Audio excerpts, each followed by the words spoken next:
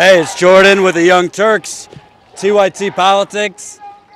Behind me is the Ferguson, Missouri Police Department, and you see protesters here basically right in front of Ferguson Police Department, protesting like they've been protesting. Today makes 1 month since the protest. The protest obviously started after the not guilty verdict of former police officer Jason Stockley. Jason Stockley in 2011 shot and killed unarmed African-American Anthony Lamar Smith. He was found not guilty, even though in audio recordings he was overheard saying, "I'm gonna kill this motherfucker, don't you know?" We're on 220 South Floreston, if anybody here in the area wants to join. And we do see police officers now coming out in force. Not with no militarized gear, so that's a positive. But we do see 1, 2, 3, 4, 5, 6, 7, 1, 2, 3, 4, 5, 6, 7, 8, 9, 10, 11, 12, 13, and a truck behind them. Yeah. Say that again? This is more than normal in Ferguson. Yeah. Really? A lot more than normal in Ferguson. What would, how many would normally come out? I don't know, 5 or 6. Yeah. If we were in St. Louis City, we would have like 400.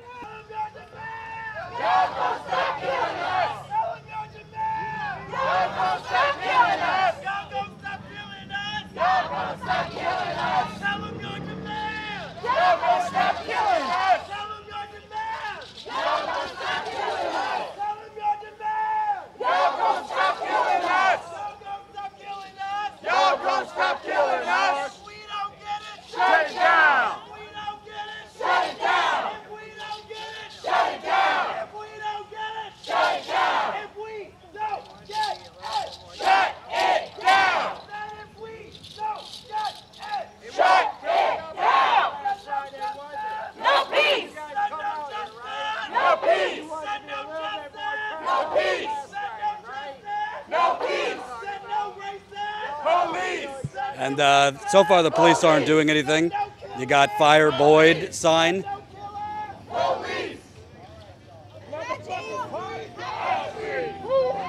And Boyd is the Ferguson police? Ferguson police. Right. So they're talking. Eddie Boyd the third. Eddie Boyd III. He's the one that's brutalized. Psychopath. Look him up. We have a Facebook page out there. Eddie Boyd 3. He's been accused of hitting children, correct? Yes. Eddie Boyd is the worst police officer on the Ferguson Police Department. He has several lawsuits that have already been settled because of him. He's the one that used to pistol whip kids in the city, and he got fired. So now he's with Ferguson, and he has a bunch of lawsuits, and they refuse to fire him because he's a black officer. So basically, they don't want to fire him because he's black, you think? They don't want to fire him because he's a black officer, but he's the worst officer, and he's costing them several lawsuits. You know, it's interesting you said that because the mayor the other night acted like a big part of the solution, let's just hire more black officers. Black officers can be bad officers too. It's not a matter of black and white, it's a matter of bad officers, and he's the worst officer on the Ferguson Police Department, and they refuse to fire him. You ain't no Joe. You ain't no Joe. Ferguson Police Department, remaining in the street is a failure to yield for a motor vehicle under Ferguson Ordinance 44-342. Please, ladies and gentlemen, you must leave the roadway immediately and remain on the sidewalk or be subject to arrest. We understand your plight. So it looks, he just said, we understand your plight. We understand your plight. And seems like that would be a precursor to arresting people. I don't know. What do you think? I think absolutely. So we're going to stay. So these protesters have not stopped. And as of right now, they don't plan on leaving that highway.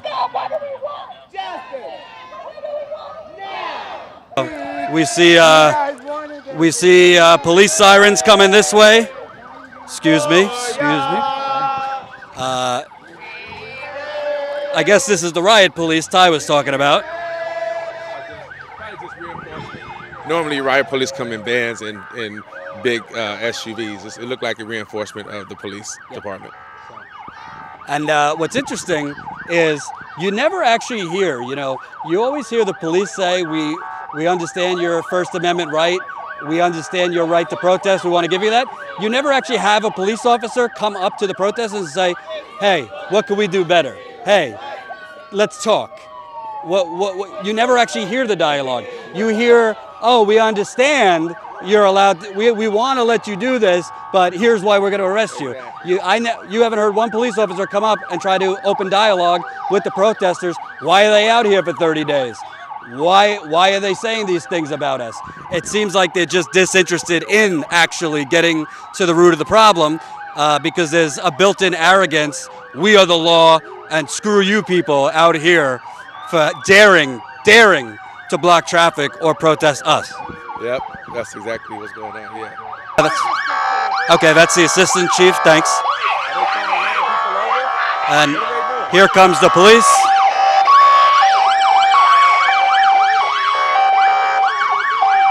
And here comes them arresting people.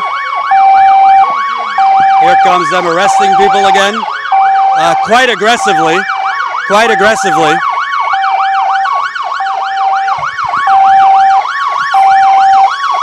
As you see,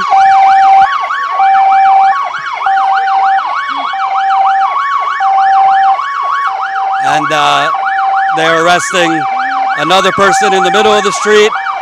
I see one person, two people, three people.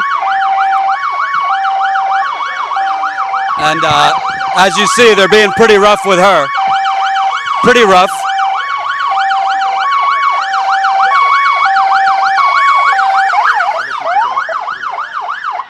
And he just, this officer kind of just tried to lunge at one of the officers. You could tell he's not happy. Yeah, I counted 3 arrests as well. You see a few police trucks here. And the problem is, you can't go get the people that's actually doing stuff. Y'all going after people that care about their rights. Y'all act like we out here asking for something we shouldn't have. That's disgusting. You put your knee in somebody's back. A female, bunch of them. You should be ashamed of yourselves. Y'all absolutely ridiculous. We just had at least 4 people arrested because we said take one, take all, and 90 or 95% of everybody left. So if anybody's been out during an arrest, we do not leave without our people. That's just something we do not do. They may be going to St. Anne. I'm going to go over there to try to get some answers. But I just wanted to let you guys know that we need to stay focused. We need to watch our surroundings because I was trying to let people know exactly what was going on, and everybody was so into just conversation. And we still have to remember we're at the Ferguson Police Department. This is where it started in 2014 that even woke the world up, Ferguson, right here at this PD. So this is the last place anybody should be getting out the street at. If we say take one, take all, they grab one, everybody hold on to each other. I don't care and pull back. Or say get out the street, but not just let them openly just get arrested and then want to talk about it afterwards. That's not how we do it. So if we can stay focused, and when we're chanting, my voice is out. I've been chanting for 29 days, 28 days, whichever one it is. So if I can continue to do it, I know every last person can make their voice effective because there's people out here that are dead, that cannot speak for themselves, and that's why we come out here. We come out here to fight, and we come out here to speak up. Yes, we can have conversations, but when it's more conversation than us getting a message to them, and they're talking over us and they have a bullhorn, that's a problem. So we need to stay focused.